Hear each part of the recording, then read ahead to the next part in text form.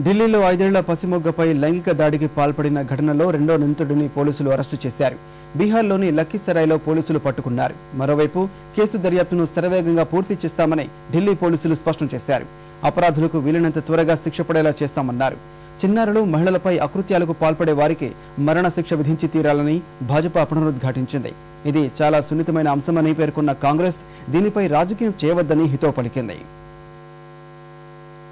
ఢిల్లీలో 5 ఏళ్ల చిన్నారిపై జరిగిన లైంగిక దాడి కేసును సత్వర విచారణ న్యాయస్థానం పరిధిలోకి తేనున్నారు. నేరస్తుడిని సత్వర విచారణ న్యాయస్థానం ముందు నిలబెట్టి బాధితురాలికి తక్షణ న్యాయం జరిగేలా చూస్తామని ఢిల్లీ పోలీసులు హామీ ఇచ్చారు. బాధితురాలి తల్లిదండ్రులతో దురుసుగా ప్రవర్తించిన 2 పోలీసు అధికారులతో పాటు మహిళపై చేయి చేసుకున్న ఏసీపీపై జరుగుతున్న దర్యాప్తును వేగంగా పూర్తి చేస్తామని చెప్పారు. ఢిల్లీ పోలీస్ కమిషనర్ నీరజ్ కుమార్ను విధుల నుంచి తొలగించాలని డిమాండ్ చేస్తూ పోలీస్ ప్రధాన కార్యాలయం వద్ద ఆందోళనకు దిగిన నిరసనకారులకు పంచిన కరపత్రాల్లో ఢిల్లీ పోలీసులు ఈ వాగ్దానాలు చేశారు.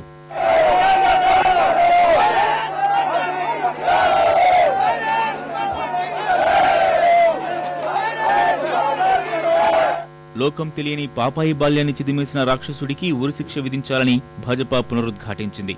అప్పుడే మహిళలు, చిన్నారులపై అకృత్యాలు తగ్గుతాయని పేర్కొంది. నిర్భయ సంఘటన తర్వాత చట్టాలు కఠినతరం చేసినప్పటికీ ఇలాంటి ఘటనలు పునరావృతం కావడం ఆశ్చర్యకరమని ఆ పార్టీ సీనియర్ నేత యశ్వంత్ సిన్హా అన్నారు.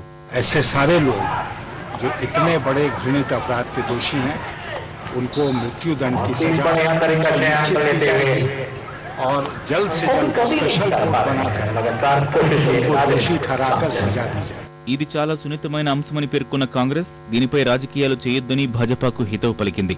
చిన్నారిపై జరిగిన దాడిని తీవ్రంగా ఖండించిన ఆ పార్టీ సీనియర్ నేత దిగ్విజయ్ సింగ్ సామాజిక ద్రోహుల్ని ఏరిపారేసేందుకు సమష్టి కృషి అవసరమన్నారు. There will be 300% increase in the sexual child abuse in this country in the last 1 or 2 years. This is a matter of concern for everyone. All have to get together, apply their mind and study as to what are the reasons which is leading to this kind of a 300% increase in the sexual child abuse. I think it has to be seen in totality rather than doing politics on such an issue. మరోవైపు అత్యాచార ఘటనపై ఢిల్లీలోని India gate, Sonia, Manmohan నివాసాలకు నిరసనల సెగ తగిలింది. 7 race కోర్సులోని ప్రధాని నివాసం వద్ద అర్ధరాత్రి వరకు ఆందోళన చేపట్టిన ఆమ్ ఆద్మీ కార్యకర్తలను పోలీసులు అదుపులోకి తీసుకున్నారు. ముంబై, బెంగళూరు, కాన్పూర్, జైపూర్, పాట్నా సహా పలుచోట్ల నిరసనకారులు ర్యాలీలు చేపట్టారు. బాధితురాలు త్వరగా కోలుకోవాలని ఆకాంక్షిస్తూ కొవ్వొత్తుల ప్రదర్శనలు నిర్వహించారు.